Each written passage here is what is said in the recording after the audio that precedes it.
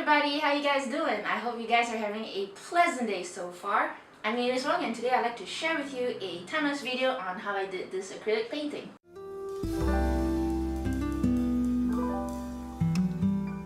Before I changed my direction of art and went into realism, I recently found abstract realism and I've had some pleasure painting those for a while. But then as I went into realism, I started to miss abstract a little and I thought to myself, okay, I felt torn. Which style do I use? Do I pick abstract or do I pick realism? My conclusion was, why do I have to choose? Why not just merge both? And that's what I did. My first piece was Reflection. I did a time-lapse video on that, so you can check that out as well. And I just love the contrast of it. It's like two different styles into one painting, and something I had a lot of fun with and experimenting. So I thought to make a series where I join both abstract and realism into one painting, which I totally having a ton of fun right now. So this is another piece. I'm going to name it Fracture. I like painting abstract and realism into one painting because it's very interesting and very contradicting at the same time.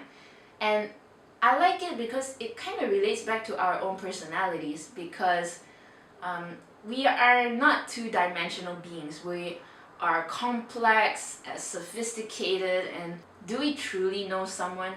I don't think so. There's like so many layers to a person.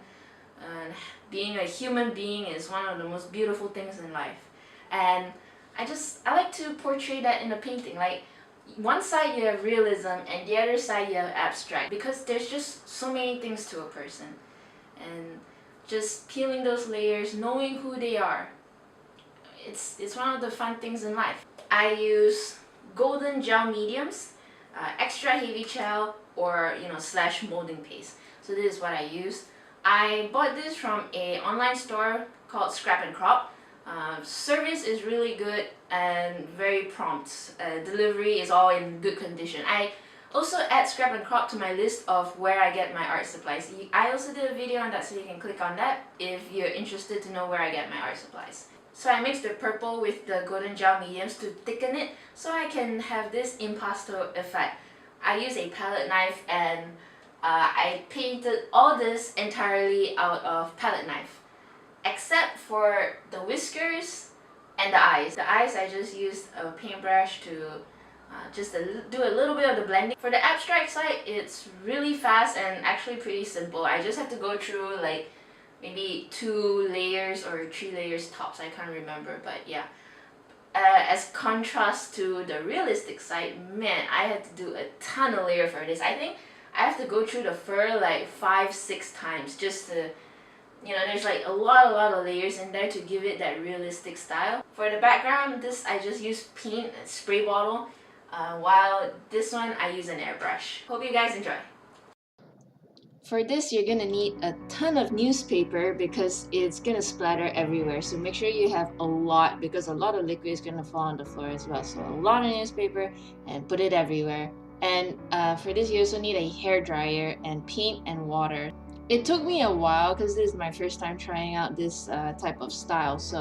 But after so many tries, I swear I feel like I finished a whole bottle of paint just to try this one out. But I finally found out the trick to it. You use a spray bottle and you wet the canvas first, put your thick paint, and then you go over it with some spray bottle again. Then you use a hair dryer, and that's how I got the effect. Then I went over it with a glaze of scorpion green. Now I am using the airbrush. It's a fire template that I made myself, and I went over it with an airbrush to give all this fire effect. I went over it with just white color, and then I go over it with some blue. I'll do another round of fire template just to give it its 3-dimension to it, more layers.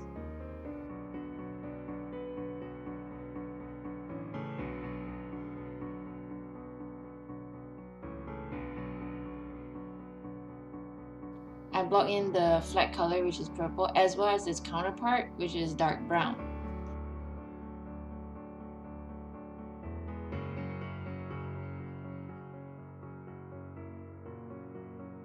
block in the flat colors using a palette knife mixed with some heavy gel to give that impasto effect. It's really like that really thick texture made by paint. So I tried to do like some oil painting style to it, and I used a palette knife to do so.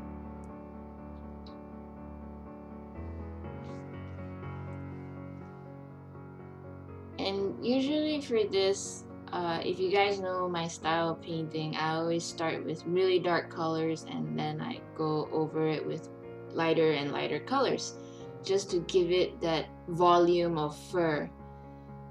So, and also according to the reference photo, even though it's realistic abstract, but I see how the fur lays out. So I follow as per the reference photo what is the length of the fur, as well as the angle in which the fur is jutting out. So all this you have to take into account.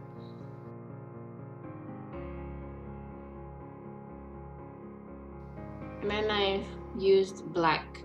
So for the stripes, it's quite easy because there isn't really much reflection to it, so it's most of the time it's just pure black as compared to the white areas.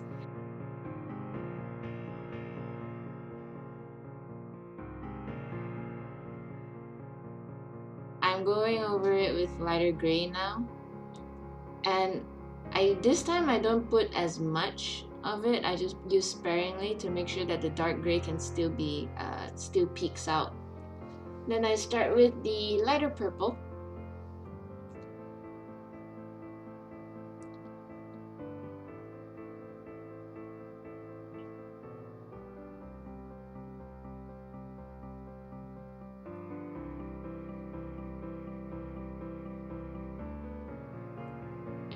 This is the highlight purple, the lightest of it.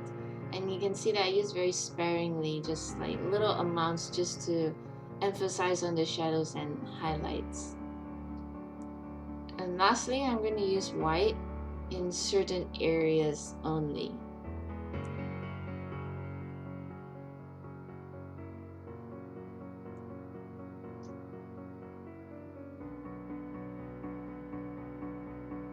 Now I'm going over with, at first it was a palette knife, but it was too thick and big to do the blending, so I had to use a brush for that. And I used the brush for the whiskers as well, because I really can't do that with a palette knife. Now onto the realistic side. The concept is pretty much the same, starting with really dark colors, and I just add lighter and lighter colors to it. This, as I said before, it's to really show the volume of fur underneath, to show how, if it's just gonna be 2 layers, it's gonna be very thin coat of fur. It's not gonna look that real. So I try to put layers and layers, which apparently did not. It's because it's really difficult because it's symmetry. The abstract tiger has to reflect the realistic tiger as well, and because the abstract tiger, the white fur was quite bright, and my realistic tiger was not bright enough, I had to go through many layers to reach that certain amount of symmetry in lighting and contrast. So yeah, it was pretty difficult and challenging to have not only just a symmetrical painting, but different styles as well. So for the fur, I used a filbert brush. It is my go-to brush for creating this fur effect, and I really like this brush.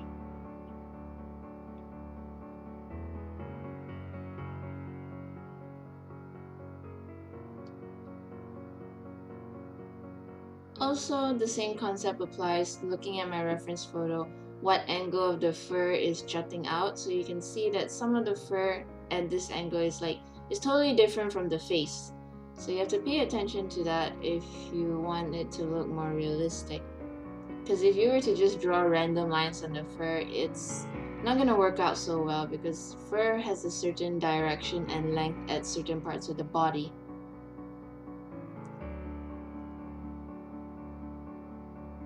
Now I'm moving on to the orange fur.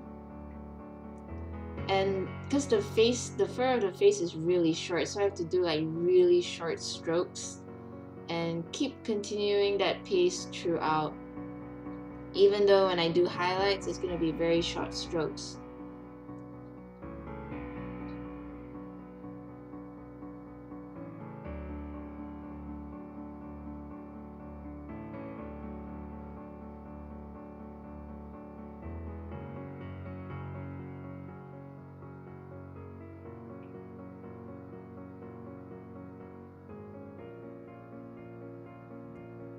I'm adding more lighter gray.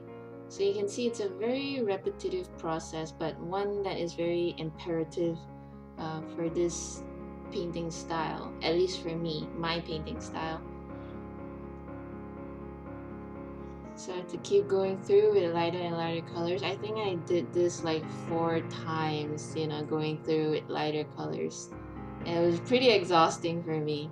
And one of the ways, because painting, much like anything else, even though you just love painting, but your mind can get very bored of it. So I usually watch TV series to get my mind off it. Some artists listen to audiobooks, but I find audiobooks like the narrators, I give it to them that they're really good at narrating in terms of accent, but to hear a female character in a man's voice, it kind of throws me off. I can't get into the character, so I can't do that. So for me, I just watch TV series, and that's how I get my mind off the boredom, and I just keep continuing on with my painting.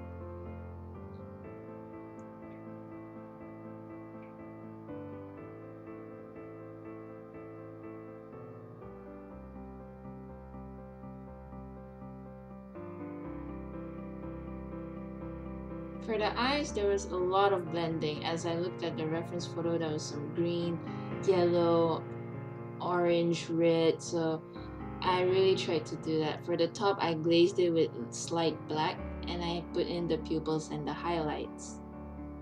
So I'm just touching up, doing all the finishing touches.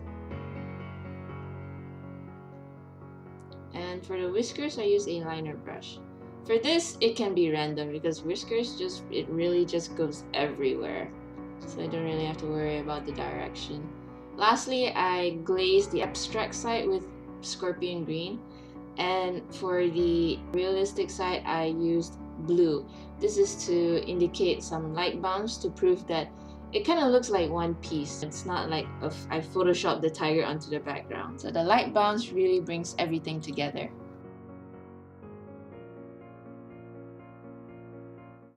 Thanks for taking the time to watch this, guys. If you like this video, we'd really appreciate it if you like and subscribe. It definitely gives me a whole lot of motivation to just make more videos like this. It really means a lot. You can also follow me on the following sites, which I'll list down below in the video description. Catch you guys in the next video.